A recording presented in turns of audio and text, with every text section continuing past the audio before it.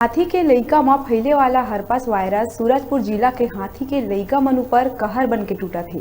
पाछू एक महीना में खतरनाक वायरस ह 3 हाथी के सावक के जान ले लिहिस। ताजा मामला सूरजपुर के ओड़गी वन परिक्षेत्र के जांज गांव के हे, जिहां लगभग 2 ले 3 बछर के हाथी के सावक के शव मिले हे। बताए जाथे कि हाथी के सावक के मौत हरपस वायरस से होए।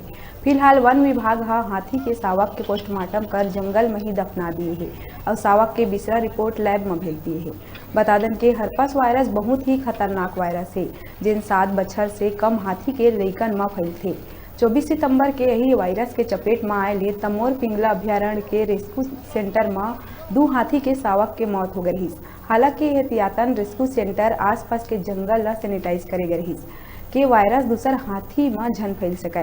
बावजूद आज फिर वायरस के चपेट में आए ले सावक के मौत के बाद वन विभाग के माथा में चिंता के लकीर पड़ गए। आप मन बता दें, अभी भी इस क्षेत्र में लगभग 50 हाथी मन के दल अलग अलग विचरण करत है, जेमा 10 ले ज्यादा सावक है।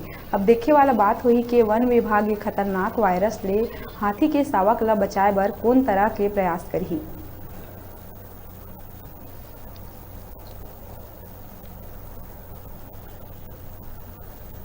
इन्फेक्टेड था और ये वायरल इन्फेक्शन ही है मूल रूप से, और जिसके कारण बैक्टीरियल इन्फेक्शन हो गया। ये मोर देन 20 to 25 डेज लंबे पीरियड तक के लिए ये बीमार था और इसकी मौत जो है निश्चित तौर से हरपस के कारण है। ये फैटल डिजीज है for infant of the mail elephant या फीमेल एलिफेंट।